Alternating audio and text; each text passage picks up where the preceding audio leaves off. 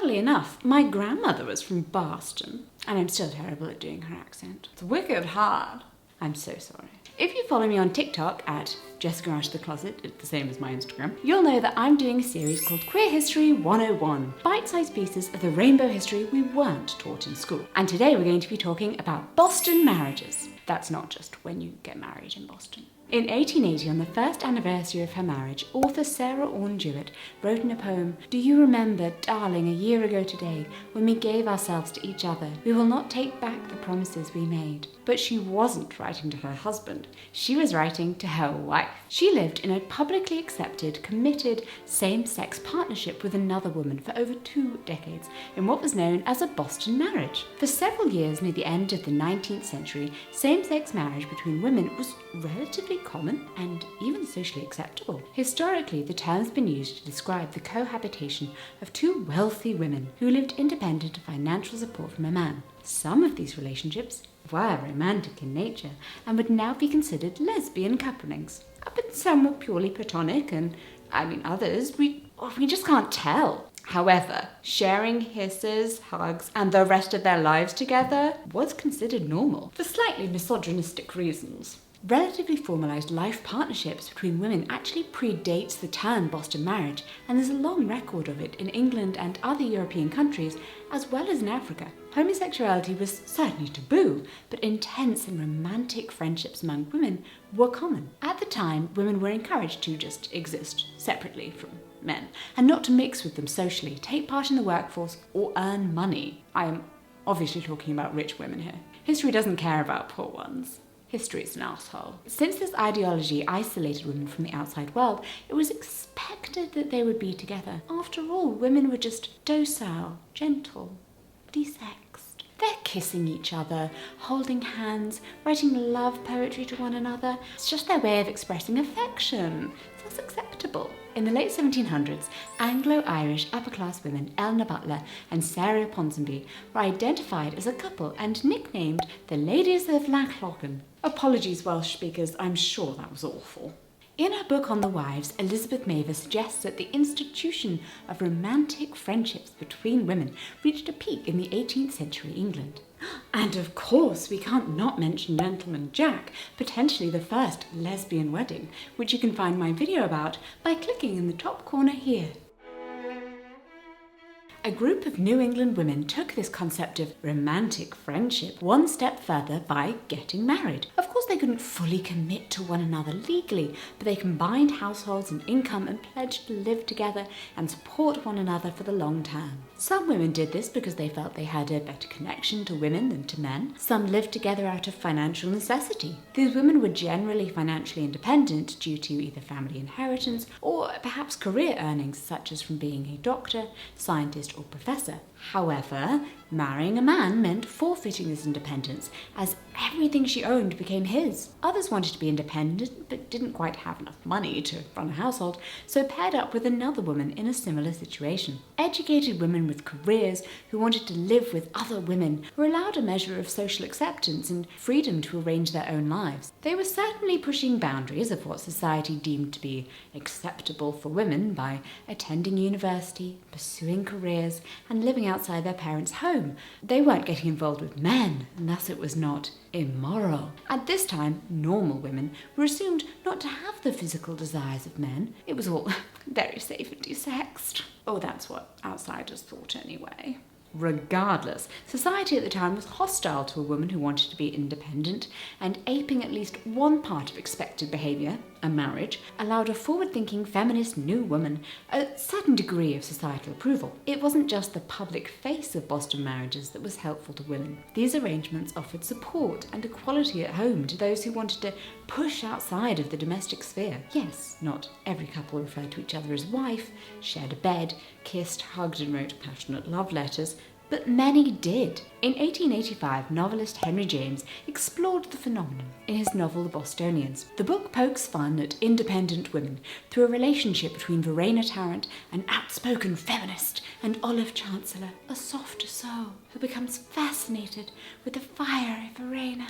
They agree to form a partnership and move in together. Everything falls apart when Verena decides to marry Olive's cousin. Henry James's sister Alice, a well-known diarist, lived in such a relationship with Catherine Peabody Loring, head of the history department at the Society to Encourage Studies at Home, the first distance learning school in the United States. Excuse me while I rant about Alice. Alice James was the youngest of 5 children and made to live with her parents until their deaths when she was 34. She suffered lifelong health problems that were just generally dismissed as hysteria, as most things relating to women were in that day. She was born into a wealthy and intellectually active family, but was crushed by being a woman and thus unable to use her great intellect for anything of importance. She also had a really weird relationship with one of her brothers that I'm pretty sure was a kind of abusive and fed into her psychological and physical problems, but for 3 years, from 1873 to 1876, she taught history for the Society to Encourage Studies at Home, where she met Catherine. These 3 years were described as amongst the most illness-free she had, which probably tells you something. But her family ignored it. By 1882, she'd suffered at least 2 major breakdowns and would go on to experience several more. In the Victorian era, hysteria was an extremely common diagnosis for women, as almost any disease a woman had could fit the symptoms because there was no set list of symptoms. I mean, also, doctors didn't really care to work out what was wrong with women because women, so confusing. She wrote in her diary that she was both suicidal and homicidal, struggling with violent urges and desperately desiring release. So her family sent her to New York to receive therapeutic exercise and electrical massage. They electrocuted her. That's what that means. And not in the helpful way that can actually be used to treat medical conditions nowadays. Fun fact, my neurological disability is confirmed by 1, a genetic test, and 2, running a painful electrical current through my body and reading on a machine which bits of me don't respond. Why do they need the second thing when they can easily just take some blood and test it? I don't know. Hoping that a change of scenery would improve her health, she travelled to England with Catherine, and although she sought various treatments for her disorders, she didn't find significant relief before dying from breast cancer at the age of 43. Her brother Henry received her diary after death and found it full of witty, acerbic, insightful comments on English life and manners, but also candid indiscretions about family and friends. Thus, it was not published for many years after her death. Henry was certainly alarmed at some of the things Alice wrote, but also developed a great admiration for her from it, as in the diary he said it showed a great energy of personality and intellectual and moral being. He was saddened, however, that it puts before me what I was tremendously conscious of in her lifetime, that the extraordinary intensity of her will and personality really could have made the equal and the reciprocal life of a well person in the usual world almost impossible to her, so that her disastrous, her tragic health was in a manner the only solution for her of the practical problems of life, as it suppressed the element of equality, reciprocity, etc. Basically, she couldn't be a man and be free, so her body crippled her. The diary has made Alice something of a feminist icon. She was seen as struggling through her illnesses to find her own voice. But back to lesbian marriages. At newly founded women's universities like Wellesley College, a private women's liberal arts college in Wellesley, Massachusetts, having a crush on another woman was just an expected part of women's college experience. Students gave each other bouquets of flowers, love poems and gifts, openly declaring their love. In fact, so common were Boston marriages at Wellesley College in the late 19th and early 20th centuries that the term Wellesley marriage became a common saying itself. Until the latter part of the 20th century, women who held academic posts were expected to resign upon marriage. Thus, any woman who wanted to keep her academic career had to make housing arrangements other than a home with a husband and children, such as sharing a home with another like-minded single female professor, and if she happened to be sexually attracted to her and they wanted to make sweet lady love, then all the better. Lesbian love amongst academic women offered them independence, support, and the opportunity to create a life partnership that wouldn't end in a man taking all of your money and making you quit your job just so you can be his domestic servant to do 100% of the child rearing with 0% of the legal protections. Don't worry, men. I know you're not all like that. I've met some good ones. There were so many of these female partnerships at Wellesley that in the late 19th century, according to Lillian Faderman's To Believe in Women, What Lesbians Have Done for America, of the 53 female faculty members, only one was conventionally married to a man, and most of the others lived with a female companion. Until the 1920s, these arrangements were widely regarded as natural and respectable.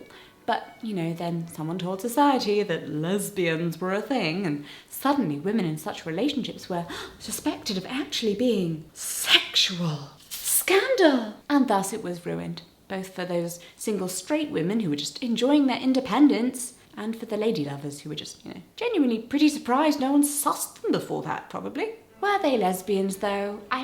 Well, it's always difficult looking backwards to see whether someone might be a lesbian in the contemporary sense of the word. We can't peer directly into their bedrooms after all. However, it is certain that many of the women in these Boston marriages and romantic friendships did share sexual contact. And to just say, we don't know, I feel just invalidates our history. We only know when heterosexual couples have copulated because they have a baby. We don't invalidate heterosexual relationships by assuming that, those couples who don't produce offspring just aren't attracted to each other. That would be ludicrous. For some women, safe, desexed Boston marriages were used as a front for relationships we would definitely see as lesbian in the 21st century. They allowed women to partner together for life without arousing suspicion that their relationship was anything more than feminine attraction. Romantic friendships could be used as a way to describe a very close relationship between people of the same sex during a period of history when homosexuality just didn't necessarily exist as a social category and thus had no protections. Not that categorizing a relationship as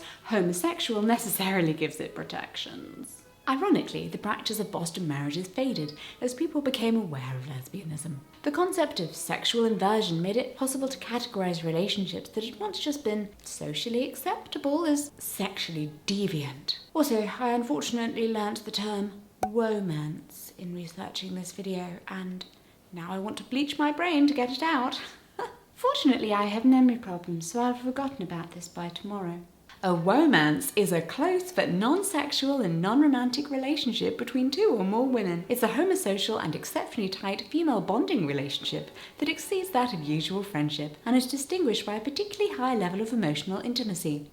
Basically, it's every teen book with a lesbian storyline that I found as a teenager. Two girls get too close. Our protagonist inevitably starts thinking it's something more than it is. She worries that maybe she's a lesbian, but she's a good little straight girl really, and it's only intense friendship. It's just that the other girl is hypersexualized.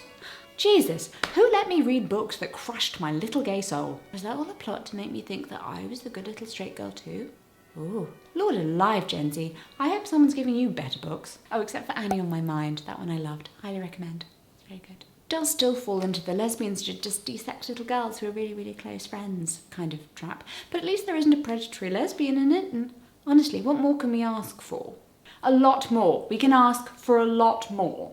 My wife and I are in our early 30s. We own a house together. We want to start a family soon. But we've come to the terms with the fact that two acquaintances will always be the girls. Even people younger than us call us that. And male gay couples get it too. The boys.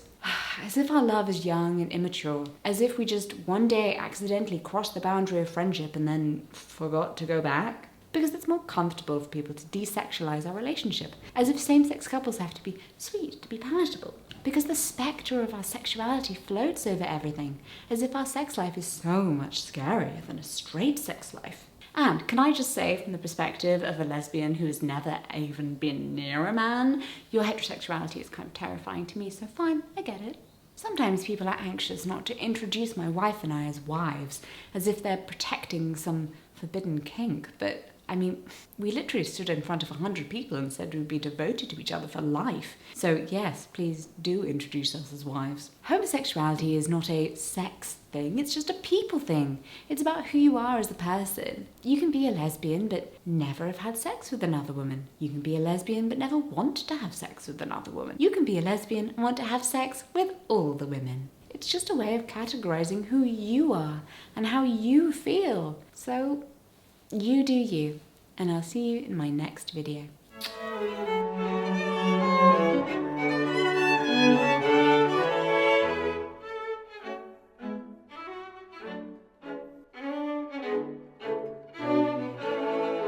Bye.